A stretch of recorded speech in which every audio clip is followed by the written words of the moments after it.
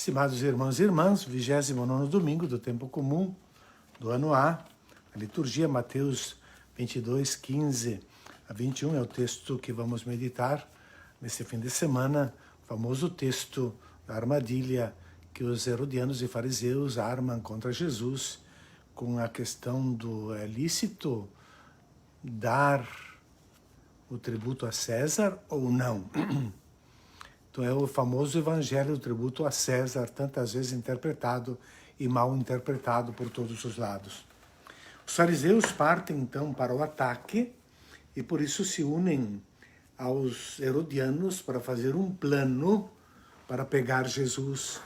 É a reação contra aquilo que Jesus foi apresentando como resposta a eles nas parábolas que nós fomos vendo, comentando nesses últimos domingos, onde eles são chamados de ladrões, assassinos, as prostitutas e publicanos os precederam no reino dos céus, transformaram a casa do pai numa toca de ladrões e assim por diante. Com isso ofendes a nós também, dizem, né?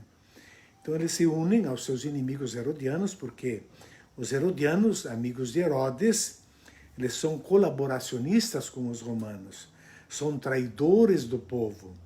Eles acreditavam nos romanos e ajudavam a estes na exploração do povo. Os herodianos têm suas vantagens em estar do lado do poder romano.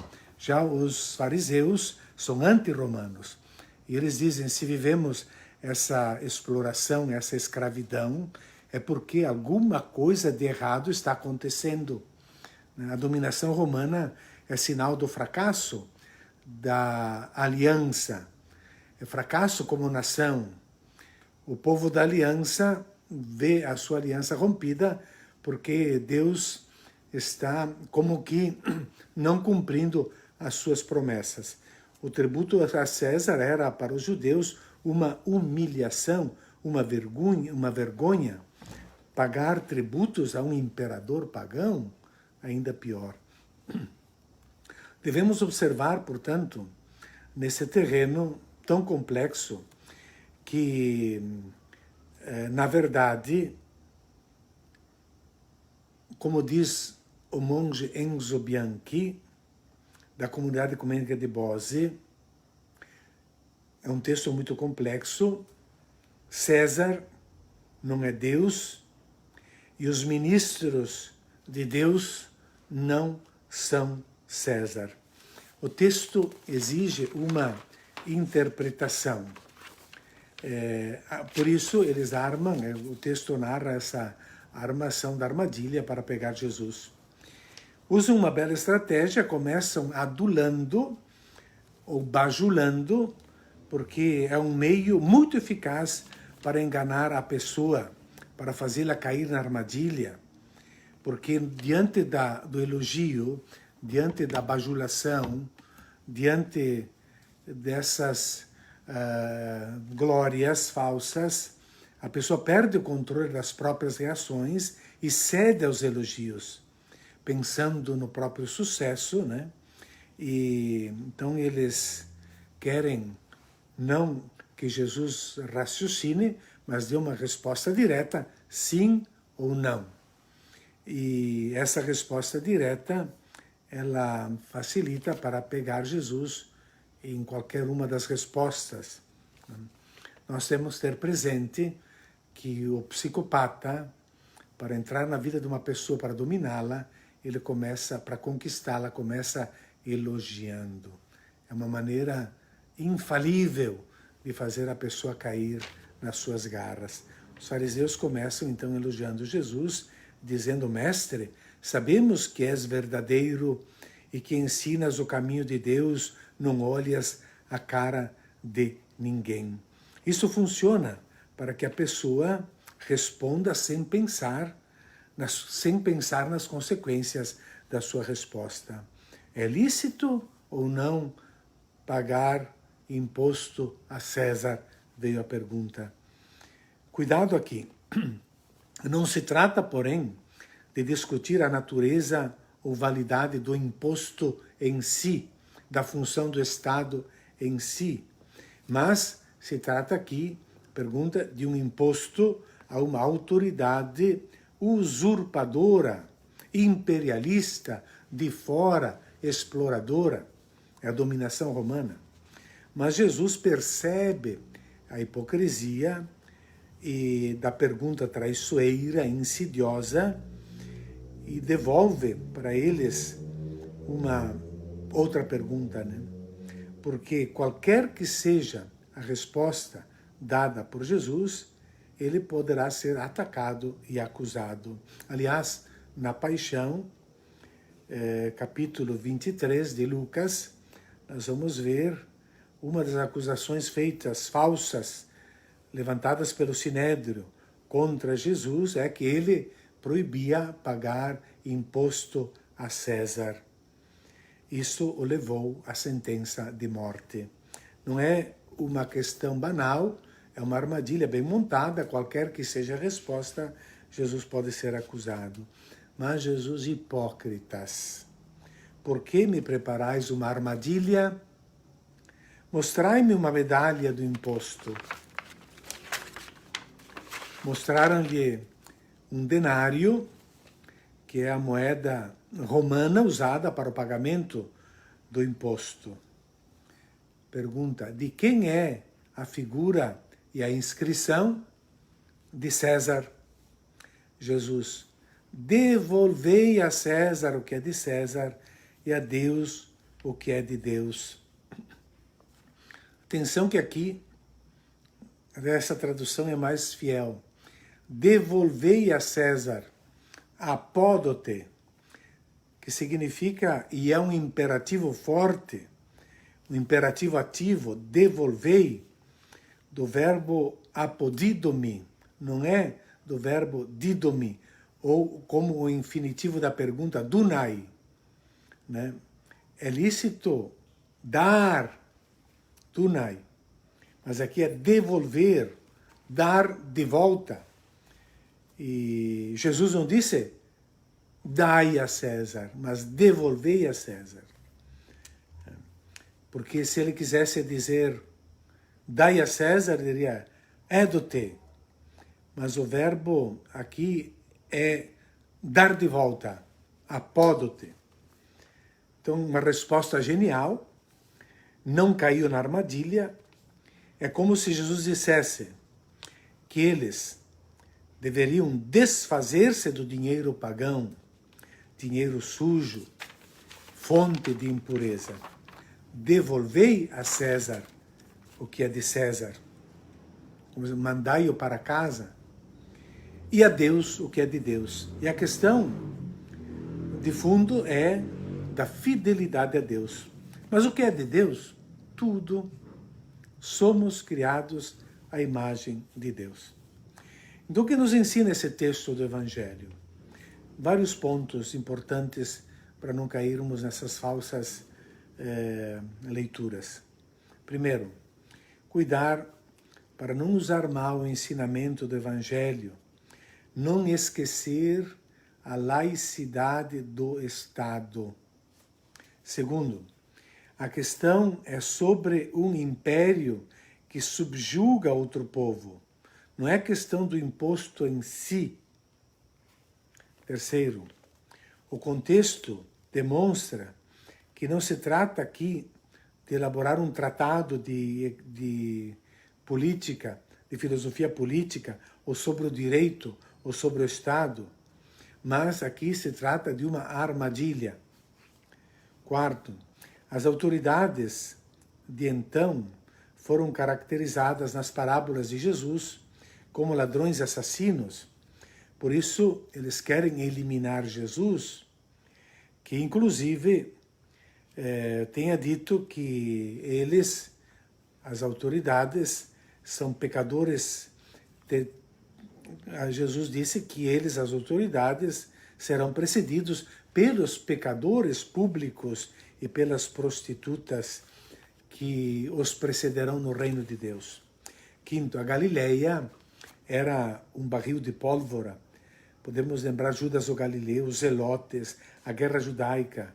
Queriam libertar a nação da dominação do Império Romano. Sexto, o povo estava revoltado com tantas taxas, especialmente por uma que era o testático de testa, testático tributum capitis, era 1 denário per capita, por pessoa ao ano. O homem deveria pagá-lo dos 14 aos 65 anos, a mulher dos 12 anos em diante. Jesus não entra aqui na casuística dos fariseus e herodianos. Jesus aproveita a questão para ir à raiz. Jesus mostra que o problema não é o imposto a ser pago, mas é o problema da idolatria. A Bíblia, ela está cheia desses textos que exortam, que chamam contra a idolatria. Um pio judeu jamais andaria com uma imagem no bolso, jamais cometeria o pecado da idolatria, como fazem esses fariseus, esses pios fariseus, que andam com essa imagem na moeda no seu bolso. E, portanto, isso desmascara que eles não têm nenhum problema em conviver com a idolatria do dinheiro. A idolatria desumaniza as pessoas. A idolatria do dinheiro, ela destrói a vida, a natureza, destrói as crianças, as florestas, as águas, as pessoas. O dinheiro domina, o dinheiro é o antideus. Mamona é o anticristo. Quem é que conta em nossa sociedade? O que vale o ser humano na nossa sociedade? Por exemplo, um imigrante na Europa, ele valia enquanto ele podia produzir e havia necessidade dessa mão de obra. No momento em que eles não precisam mais dessa mão de obra, ele passa a ser um inimigo a ser eliminado. Qual é o valor da pessoa humana na nossa sociedade? Quem é que conta na nossa sociedade? E por isso, sétimo ponto, né? Essa palavra de Jesus, restituir a César o que é de César, a Deus o que é de Deus, restituir a Deus o que é de Deus. O ser humano traz em si a imagem de Deus. Aliás, tem uma história que é contada por Fernando Armelini, na sua homilia, que traz uma história dos rabinos na época de Hillel, que é mais ou menos essa época do Novo Testamento, e ele diz assim: os discípulos então perguntaram a Jesus, o rabino Hillel conta essa história. Os discípulos perguntam a ele: mestre, onde vais? E o rabino respondeu: vou cumprir uma mitzvah, um mandamento. Qual mitzvah vais cumprir? Ele: vou tomar banho. Então os discípulos, eles dizem: nunca ouvimos dizer que há uma mitzvah que manda tomar banho. Hillel responde: as imagens, as estátuas dos reis que estão nos palácios e nas praças são lavadas, são limpas, e pessoas são pagas para fazer este serviço de limpeza. E quem ultrajasse uma dessas imagens, dessas estátuas, estaria ultrajando, ofendendo diretamente o rei, o imperador. Nós, acrescenta, que somos criados à imagem e semelhança de Deus, quanto mais devemos estar limpos lavados para honrar o Criador. É esse o tema da imagem. É o tema da imagem que Jesus quer que nós foquemos o nosso olhar. Sobre o homem, Deus colocou a sua imagem e a sua inscrição. O selo de Deus na testa, como diz no Ezequiel ou no livro do Apocalipse, os 144.000. Temos o selo de Deus, a marca de Deus, a inscrição de Deus. O que devemos devolver a Deus, então? No Império Romano, o homem é escravizado, não tem sua dignidade respeitada, não tem liberdade, não é mais imagem de Deus, é um escravo. É preciso devolver o homem a Deus. É preciso que o homem adquira ou readquira a sua imagem de Deus na sua dignidade, na sua liberdade, na sua grandeza. Jesus é a perfeita imagem de Deus e perfeita imagem do homem. Quem adere a Ele, aderiu ao verdadeiro Deus.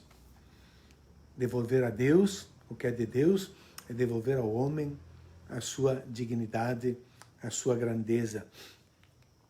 Oitavo ponto, pois, e último, pois, diante de Deus existe uma ordem ainda mais alta.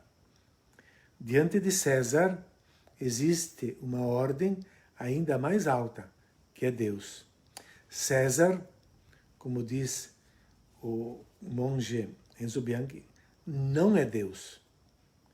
O cristianismo derruba as pretensões religiosas dos Césares, ou derrubava. Devolver, dar de volta, desfazer-se da idolatria, sobre todo poder humano, sobre toda autoridade, mesmo as legítimas, cai a sentença: não ponha as tuas mãos sobre o ser humano. O ser humano não te pertence. A sua vida não te pertence. Não abuse, não o humilhe, porque ele tem seu Criador no seu sangue e na sua respiração, no sopro divino. Um bom domingo a todos.